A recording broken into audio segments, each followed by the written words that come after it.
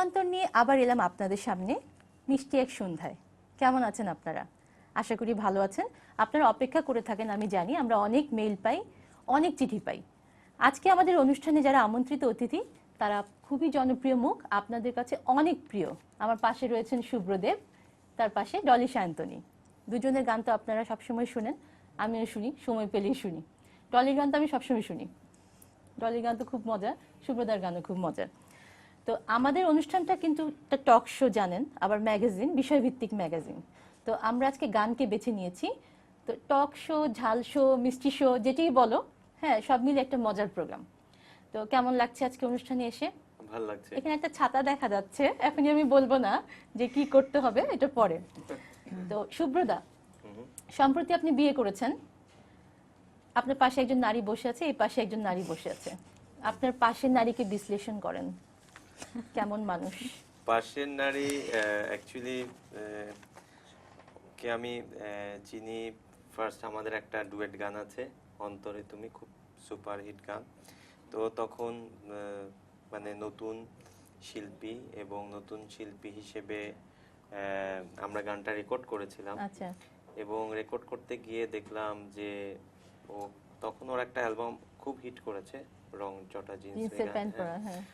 তো আমি ওই অ্যালবামটা ওর ডিফারেন্ট অ্যালবাম ছিল, বাট ও অ্যাকচুয়ালি এখনো অনেকে জানে না, স্পেশালি ও এমনি খালি গলায় বা হারমোনিয়াম দিয়ে যে ভালো গান করে। আচ্ছা। এবং ওই গানটা ওর গলায় একটা ডিফারেন্ট ব্যাপার আছে, একটু অন্যরকম, যেটা হয়তো বা ও অনেক নাম করেছে, বাট আমি মনে করি যেটা এখনো আমাদের মিউজিক ডিরেক্টররা এইসব মানে ওর সামনে বলছি না, এটা ডিফারেন্ট ওর কতগুলা কাজ, গলার মুরকি প্লাস ওর ভয়েস, ভোকাল কোয়ালিটি, এইভাবে আমি দেখি আর কি। আর কিন্তু কন্টেন্টে ডিফারেন্ট একটা ম্যাটার আছে, একটু ডিফারেন্ট বোঝা যায় যে ডলি গেছে। আমি খুব সিরিয়াসলি বললাম, তুমি এখানে তবে আমার ওই সময়ে মানে প্রথম মানে থাকে না যে সব স্টারদের সাথে, তখন তো মাত্র একটা অ্যালবাম বের হলো আমার, তো তখন তো সবাই স্টার, সুব্রতা, বিশ্বদা, এনারা সবাই ছিলেন।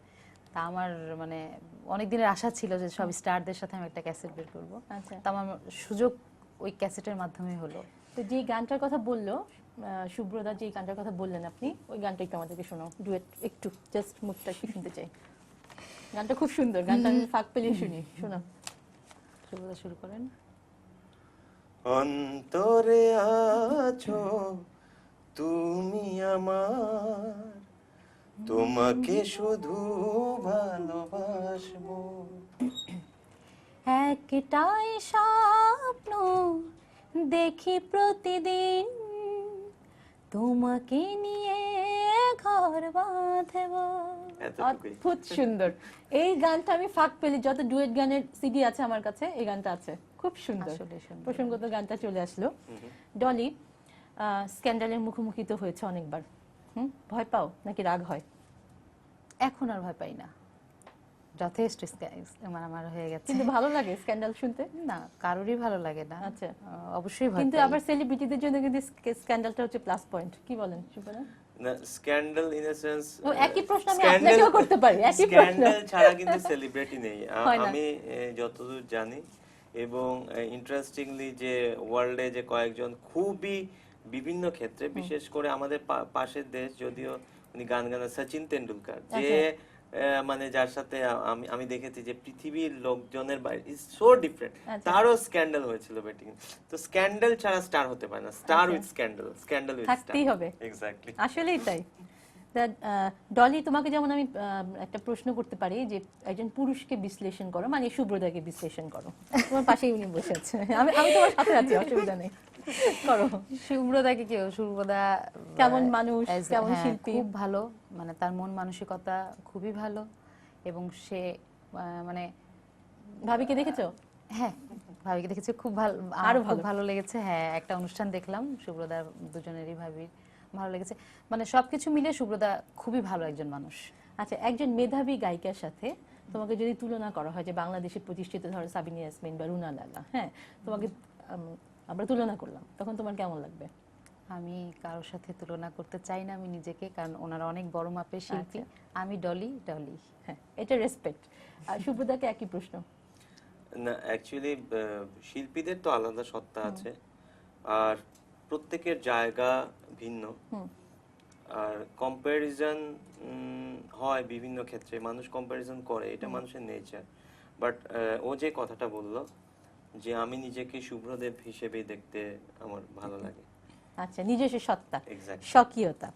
আমরা প্রায় দেখি যে টিভিতে বিজ্ঞাপন করে স্টাররা, এটা আপনারা কি চোখে দেখেন বিজ্ঞাপন না করাটা? আমি অ্যাকচুয়ালি আমি যেটা করেছিলাম, যে আমি যেটা করেছি সেটা ডিফারেন্ট ইন সেন্স, আমি সাউথ ইস্ট এশিয়ায় পেপসি স্টার সিলেকশনে, সেটা অনেক বড় ব্যাপার ছিল, আমার ভাগ্য ছিল, আমি ভাগ্য মনে করি। যেমন আমির খান, আমি কেমন লেগেছে মডেল হিসেবে এবং ভাবতে?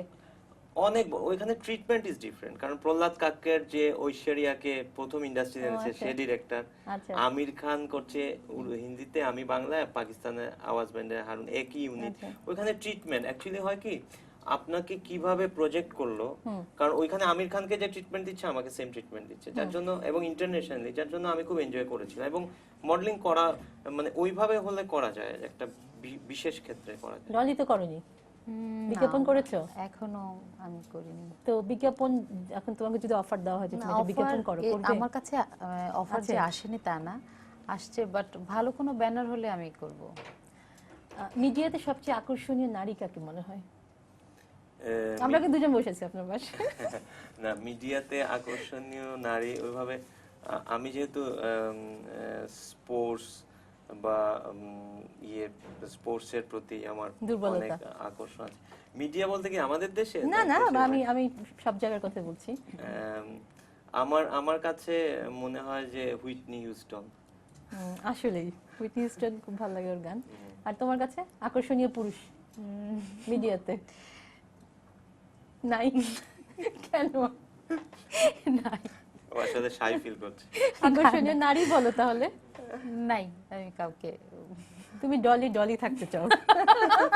এটা কিন্তু সেলফিশ হয়ে যাচ্ছে, এটা সেলফিশ হয়ে যাচ্ছে। নিজেকে সবচেয়ে আকর্ষণীয় মনে হয়? না না না, সেটাও না। না, তবে ডলির অবশ্যই গুণ আছে আমার বলতে হবে, কারণ ওর গানগুলো কিন্তু একেবারে ডিফারেন্ট। মানে ওর গান শুনলেই বোঝা যায় ডলি আমি আগে শান্তনির গান প্রথমেই হচ্ছে। বলে দিয়েছি তাও। আচ্ছা, সুব্রতাকে নিয়ে একটা মজার ঘটনা বলি। ডলি, যখন আমি 1989 সালে একটি সলো অ্যালবাম বের করেছিলাম গানের, ক্যাসেটে রেকর্ডিং হচ্ছিল আমার ক্যাম্পাস নামে, তখন সুব্রতা স্টুডিওতে এসেছেন। তখন আমি বলছি কি যে এই তুমি কি পড়ছো? হ্যাঁ, আসলে ওনার বয়স বোঝা যায় না, তখন তো ছোট ছিলাম বলে আপনি বলেছেন যে তুমি কি পড়ছো। না না, সুব্রতা আমি ছোট ছিলাম অনেক। আমি বলছি এই তুমি কি পড়ছো? হ্যাঁ, তখন সুব্রতা বলছে আমি কি, উনি কি মাস্টার্স করেছেন বা কি শেষ করেছেন নাকি এরকম। আমি বললাম কি সরি আপনি কিছু মনে করেন না, আমি বুঝতে পারিনি। 89 তখন আমি ইউনিভার্সিটিতে। আপনি তখন পড়ছেন? হ্যাঁ, মানে আমার থেকে অনেক সিনিয়র। তখন তো আমি 89 ম্যাট্রিক না, আমি ইন্টারমিডিয়েট দিলাম। হ্যাঁ, তখন আমি তো দেখছি যে একদম ছোট্ট একটা মানে বাচ্চা ছেলে। হ্যাঁ, জিজ্ঞেস করি তখন ওনাকে ওইভাবে অতটা মানে ক্লোজ না, তুমি কি পড়ছো রেকর্ডিং এর সময়? এটা আরেকটা কারণ আছে, কিন্তু আজ থেকে 10 বছর পরেও সুব্রতা কেমন এরকমই লাগবে। তবে এটা আরেকটা কারণ আছে, এটা ডোন্ট টেক ইট আদার, দুইজন মহিলা পাশে মেয়ে, এটা হচ্ছে ছেলেরা কিন্তু কম্পারেটিভলি আমি দেখেছি ছেলেরা কিন্তু কম বয়সে লেখা, মেয়েরা কিন্তু একটু, কারণ আমাদের সাথে যারা মেয়েরা পড়তো এরা কিন্তু আমাদের থেকে সিনিয়র ছিল ইউনিভার্সিটি বা কলেজে। আচ্ছা আচ্ছা ডলি, ধরো সুব্রতা হঠাৎ করে তোমাকে ফোন করে বসলো যে তোমাকে তার খুব ভালো লাগছে আজকে অনুষ্ঠানের পর আর কি, মানে রূপান্তর ঘটাতে চাচ্ছি যে তোমাকে আমার হঠাৎ করে ভালো লেগে গেছে, হ্যাঁ আমি তোমার প্রেমেই পড়ে গেছি, তুমি কি করবে? অসম্ভব একটা, মানে কি আমি সবসময় বলি ওকে ভালো লাগে, আমি কিন্তু ভাবিকে আড়াল করে বলছি, তুমি না ভাবি শুনবে না। ডলিকে যে ভালো লাগে আমি সবসময় বলি। এটা নতুন কিছু না, ডলি রিঅ্যাকশনটা কি হবে? প্রেমের প্রপোজাল পাচ্ছো? আমাদের ওই গানটার ভিডিও দেখলে বুঝতে পারবেন, গানটার ভিডিও দেখলে, তাই না? আসলে আচ্ছা সুব্রতা, সিলেটের মানুষ আপনি, আমার নানা বাড়ি সিলেট বলেননি। হ্যাঁ, সিলেট আমার খুব প্রিয় জায়গা। সিলেটি একটা গান আপনার গলায় আমরা দর্শকদেরকে শোনাবো, একেবারে সিলেটি উচ্চারণে। আপনার কথা কিন্তু টানটা আসে। আচ্ছা, আপনি যদি একটা কথা সিলেটি বলতে পারেন তাইলে আমি যে কোনো একটা কথা বলেন। কি তারে বা? কিন্তু হয়নি।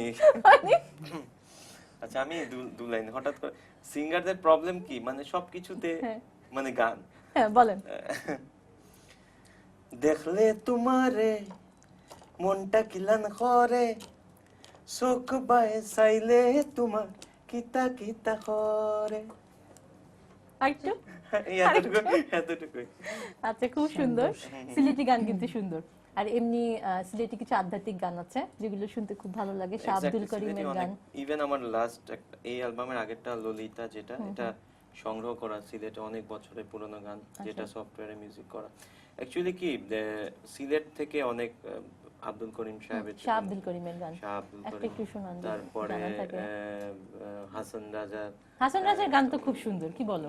গান তো এক্সেলেন্ট গান actually হাসান রাজার। এগুলা হচ্ছে ঐতিহ্যবাহী গান। আমি ডলিকে একটু রিকোয়েস্ট করি একটা ছোট ফোক গান গাওয়ার জন্য, হ্যাঁ, 2 ডলি লাইন। ডলি শোনো। এই যে ফোক তো বেস্ট, তোমার গলায় তো ফোক বেস্ট, না, শোনো। খুব ভালো, চিন্তার বাইরে ভালো। আচ্ছা, বাড়ি সিদ্দিকীর সুরে। হ্যাঁ, কেন তোমার একটা খুব নোন গান শোনাও, মানে দর্শকরা আচ্ছা, জানে ওর না। যেটা ভালো লাগে ওটা। আচ্ছা শোনো। বুঝিলে বুঝি রে এটি বলতে চাচ্ছিলাম। বুঝিলে বুঝিবে রে শ্যাম, হয় আমার মনের বেদনা, হয় আমার প্রাণের বেদনা শ্যাম। বাহ। অদ্ভুত সুন্দর। তুমি শুধু লীলা বোঝো মন বোঝো না শ্যাম, তুমি শুধু লীলা বোঝো মন বোঝো না। তারপর আরেকটু করো, ভালো লাগছে, খুব ভালো লাগছে। আমি এই গানটার কথা তোমাকে বলতে চাচ্ছিলাম, Beautiful. তাই না? মনকে খুব ভালো বোঝাতে লাগে পারো। এই গানটা। আরেকটু আরেকটু শোনো, আরেকটু ভালো লাগছে শুনতে। পরকে বোঝাইতে পারো, নিজে কেন বুঝো? কুঞ্জবনে তোমার সনে কি কথা ছিল, বলো কি কথা ছিল? আমি তোমার প্রেমে মত্ত হইয়া, তোমার প্রেমে মত্ত হইয়া মিছে রাধা হব না গো, মিছে রাধা হব না। অদ্ভুত সুন্দর। তুমি শুধু লীলা বোঝো মন বাহ। বোঝো না। বিশাল একটা হাততালি, বিশাল একটা হাততালি। সুব্রতার কাছে একটা গান, চণ্ডীদাসের রজকিনী, অনেক পুরান একটা গান, আমি একটু শুনতে চাই, দর্শকরা শুনতে চাই। চণ্ডীদাস রাজু কিন্তু অনেক বড় গান। একটু গান একটু শোনান আমাদেরকে। আজকে কারণ- আপনাদেরকে কারণ- পেয়েছি একসাথে তো গান শোনার জন্য, আড্ডাটাই তো হচ্ছে গান শোনার আচ্ছা, জন্য। এখন গান হলো, আরেকটু পরে আবার গান গাই। পুরস্কার আছে, লোক দেখাচ্ছি না। আচ্ছা, একটু ভাবির কথা শুনি আমাদের। আপনি তো বিয়ে করেছেন, ভাবি তো গান করে শুনেছি। হ্যাঁ, ও ছায়ানট থেকে মানে ক্লাসিক্যাল আর রবীন্দ্রসঙ্গীতের উপর কোর্স করে। মিডিয়াতে মানে কি গান আসার তো না, ইচ্ছে আছে? না। না, ওইরকম আচ্ছা, নাই। গৃহিণী। আচ্ছা, আপনার গানকে খুব সাপোর্ট দেয়। হ্যাঁ, সাপোর্ট তো দিবেই। হ্যাঁ, আচ্ছা, আর এমনি দোষটা বলেন, ভাবির দোষ দোষ কি আছে? প্রচন্ড দোষটা রাগী বা কিছু? না, ওই নাকি যে বলতে দোষ চাচ্ছেন না? হচ্ছে বেশি কাজ করে আর কি, মানে বেশি পরিষ্কার পরিচ্ছন্ন। হয়তো আমি এটা কাপড় খুলে রাখলাম, দেখা গেল পরদিন ওটা পরবো, ওটা নেই, আচ্ছা, মানে ধুয়ে ফেল, এরকম, মানে খুব বেশি অ্যাক্টিভ। এটা তো দোষ না, এটা তো গুণ। এটা বেশি এটা দোষ active। হলো। এটা একটা প্রবলেম হয়, মানে খুঁজে অনেক সময় পাওয়া যায় না। আচ্ছা, এই যে আমাদের শিল্পী জীবন, হুম? শিল্পী জীবনের একটা ক্ষেত্রে এসে কিন্তু আমাদের এরকম মনে হতে পারে যে শিল্পী জীবনে এটা চেয়েছিলাম, এটা পাইনি, বা এটা পেয়েছিলাম, এটা চাইনি। আপনাদের কি মনে হয়? আক্ষেপ আছে কোনো? না, আক্ষেপ বলতে কি, অ্যাকচুয়ালি কোনো মানুষ তো সম্পূর্ণ নট 100% স্যাটিসফাইড থাকে না। আচ্ছা, আপনি যদি সবই পেয়ে যান, তাহলে তো সব পেয়ে গেলেন। কিন্তু শিল্পীদের কিন্তু আক্ষেপ থাকে অনেক। যেমন শিল্পীরা- আমাদের দেশে যে জিনিসটা আমরা দেখি যে একজন শিল্পী বেঁচে আছেন, অনেক গান করলেন, গানগুলো সুপারহিট করলো, কিন্তু উনি জীবিত অবস্থায় কোনো পদক পেলেন না। দেখা গেল যে এটা কিছু কিছু ক্ষেত্রে, মরণোত্তর পদক পেলেন। না, আপনি হ্যাঁ, যেটা এটা- বলছেন এটা তো লাভ নাই। এটা খুব ইন্টারেস্টিং। ওই ইন দ্যাট অ্যাঙ্গেলে আমি এটা মানবিক দিক থেকে বলা বলবো যায় আপনাদের। যে অ্যাকচুয়ালি আমাদের দেশের ম্যাক্সিমাম আর্টিস্টদের সঠিক মূল্যায়ন হয় না, এবং রিসেন্টলি সরি টু সে, এটা ডলিও একমত হবে যে বিশেষ করে অ্যাওয়ার্ড অনুষ্ঠানগুলা, মানে 90% অ্যাওয়ার্ড অনুষ্ঠান খুব এটা কি মনে হয় যে আপনার আসলে সত্যি সত্যি অ্যাওয়ার্ডটা মানে সঠিক জায়গায় দেওয়া অ্যাওয়ার্ডটা হচ্ছে? না, নিশ্চয়ই অনেক দেওয়া হচ্ছে সময়। ইভেন ভালো অ্যালবাম সিলেক্টেড পর্যন্ত করা হয় না। এটা আমি না, যারা সেন্সিবল ভালো শিল্পী প্রত্যেকে স্বীকার করবে, 90% আমাদের সেলিব্রিটিরা স্বীকার করবে যে অ্যাওয়ার্ড অনুষ্ঠানগুলা সঠিক ওয়েতে সঠিক হয় না। হয় না, এটার সেটাই। ম্যাক্সিমাম ফেক ওয়ার্ডটাই অ্যাকচুয়ালি কারণ, এবং সাধারণ মানুষ অনেক প্রতারিত হয়। সাধারণ মানুষরা জানতে পারে না, কারণ সাধারণ মানুষরা ঠিক পিকচারটা পায় না। যেটা যেটা না এটা যেটা- সত্যি কথা। কারণ দেখেন এটা কথা অডিও বলতে- ইন্ডাস্ট্রিটা কিন্তু যারা তৈরি করেছে, আমি তাদের মধ্যে একজন, প্রথম আমরা কয়েকজনের অ্যালবাম দিই আজকে এত বড় ইন্ডাস্ট্রি। বাট যখন দেখি এখন অডিও অ্যালবামে বা সিঙ্গারদের অনেকে প্রপারলি পায়, বাট ম্যাক্সিমাম ক্ষেত্রে দেখা যাচ্ছে যে খুব এটা মানে সঠিক সঠিক হয় না। মূল্যায়ন কি বলেন হচ্ছে আপনি? না, অবশ্যই। সঠিক মূল্যায়ন হচ্ছে না। আচ্ছা ডলি, ডলি তুমি তো ডলি সায়ন্তনী, শুভ্রদেব, তোমাদের অনেক নাম, তোমাদেরকে সবাই চেনে, তোমরা ফেমাস। একদিন ঘুম ভেঙে দেখলে তোমাদেরকে কেউ চেনে না, তোমরা একেবারে আগে যা ছিলে তাই আছো। তোমাদের অনুভূতির মানে ফিলিংসটা কেমন হবে? এত কিছুর পরে তারপরে যদি দেখি কেউ চিনে না, একদিক দিয়ে ভালো, তো মার্কেটে আরামসে ঘুরতে পারবো, সব জায়গায় যেতে হ্যাঁ, পারবো, এইটা ঠিক, বিড়ম্বনা নেই। সব জায়গায় কেউ চিনবে না, ঘুরবো, মানে রিকশায় খ্যাতির ঘুরবো, বিড়ম্বনা ভোগ করতে হাঁটবো, হবে না। খেলবো। হ্যাঁ, এক্স্যাক্টলি। আর ডলি তোমার লাইফে একটা ঘটনা বলো না, যে মিউজিক, তোমার এই মিউজিক লাইফে মানে মিউজিক মিডিয়াতে যখন তুমি ঢোকার পর ইন্টারেস্টিং কোনো ঘটনা, মানে স্মরণীয় ঘটনা, শুভ্রদার একটা শুনবো। মজার মজার কত কিছু হয় না মানে চলার স্মরণীয় পথে। ঘটনা বলতে আমার প্রথম অ্যালবাম যখন আমি Release হয়, হেজুবের কথাই বলি, মিল্টন ভাইয়ের উদ্যোগে ক্যাসেটটি বাজারে আসলো। হে যুবক, হে যুবক। হ্যাঁ। তো এই ক্যাসেটটি নিয়ে মিল্টন ভাই বিভিন্ন ব্যানারে গেল।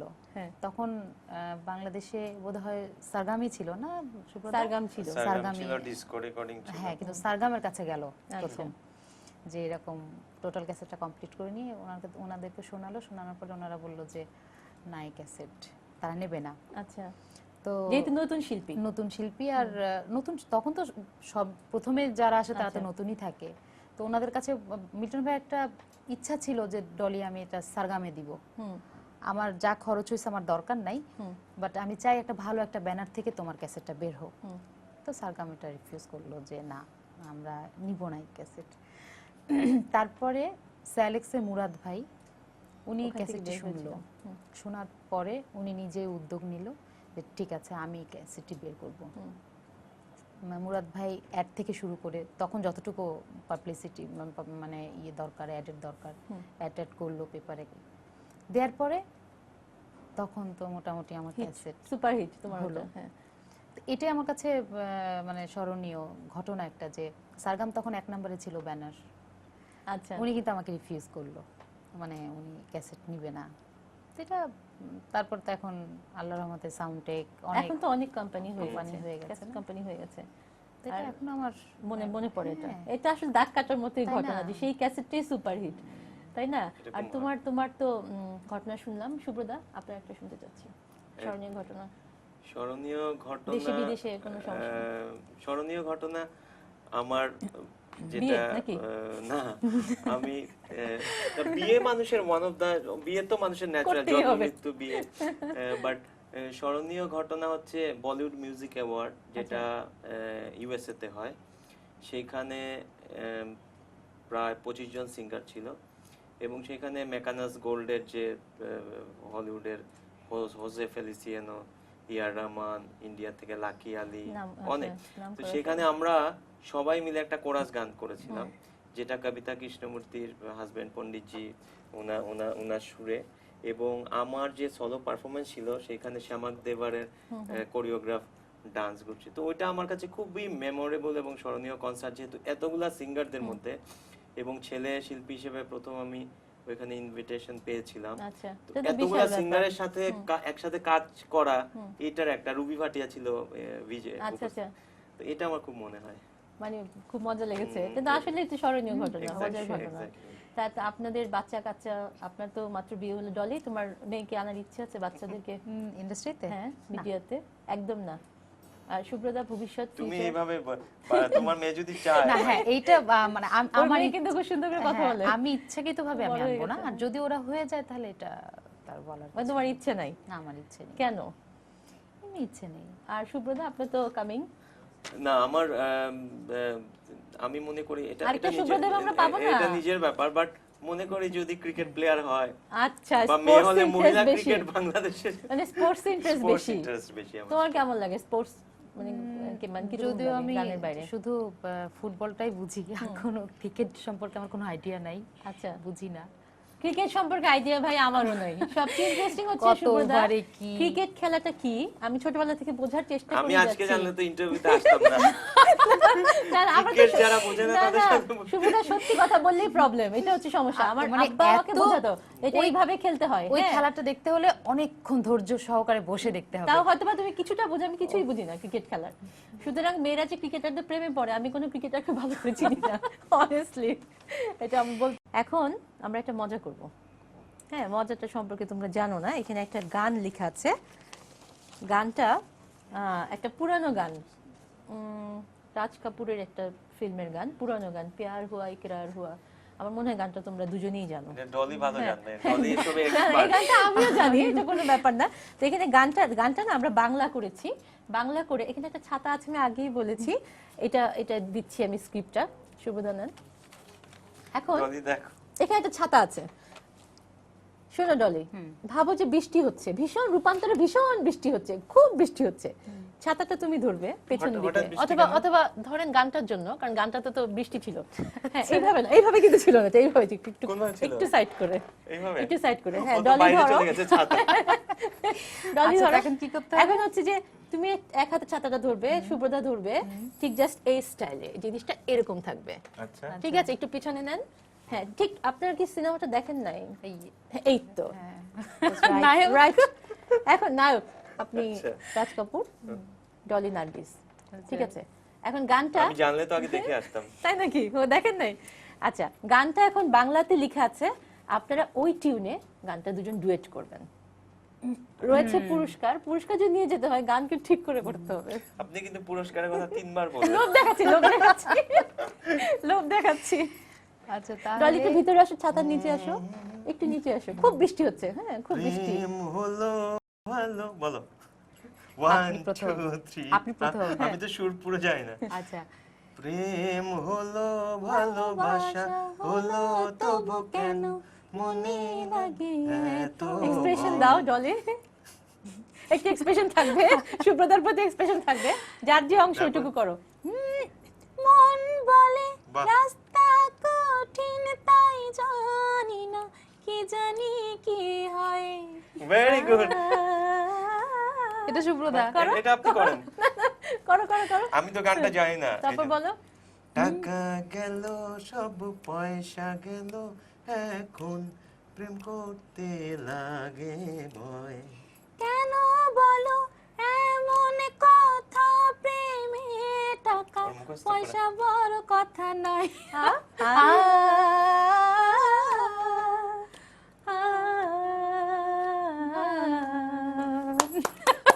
অনেক সুন্দর হয়েছে, অনেক সুন্দর হয়েছে, এটা অনেক মজা artificial হয়েছে। বৃষ্টি হলে ভালো হতো। হ্যাঁ, বৃষ্টিতে এখানে আনা সম্ভব না স্টুডিওতে, ছাতার নিচে দুজনকেই খুব ভালো লাগছিল, কিন্তু রূপান্তর থেকে বেরিয়ে আবার রূপান্তর ঘটানোর চেষ্টা করেন না কিন্তু, আমাদের প্রেম প্রেম না হয়। ঠিক আছে, এখানে রয়েছে সুব্রতার জন্য একটা পুরস্কার।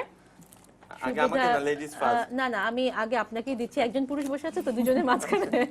তো এটা হচ্ছে আপনার নিউলি ম্যারিড ভাবির জন্য। Thank you. না, আপনাকে আর দিচ্ছি না, ভাবির Thank you জন্য। very much. আর এটা ডলি তোমার জন্য, তোমার অদ্ভুত সুন্দর গান, এবং গানটাকে খুব সুন্দর করে করেছো, আর যে গানটা আমাদেরকে শোনালে সেই গানটার জন্য থ্যাংক ইউ। এটা হচ্ছে পুরস্কার, এটা রূপান্তরের পক্ষ থেকে সামান্য উপহার। আপনাদের কেমন লাগলো আজকে আমাদের আড্ডা? আপনাকে অনেক ধন্যবাদ, আড্ডাটা কেমন লাগলো? ভালো লাগলো, বাট ক্রিকেট জানেন না শুনে খুব খারাপ লাগলো। কিন্তু কিন্তু সুব্রত, আমি তো সত্যি কথা খুব ভালো বলেছি লেগেছে, থ্যাংক ইউ। অনেস্টলি, তাই না? ডলি কেমন হ্যাঁ, লাগলো খুবই তোমার ভালো আজকে? লাগছে ভাবি। ভালো লেগেছে? 15 দিন পর আবার দেখা হবে, কিন্তু আপনারা কিন্তু অপেক্ষা করবেন, আমি আবার আসবো আপনাদের সামনে আপনাদের প্রিয় অনুষ্ঠান রূপান্তর নিয়ে।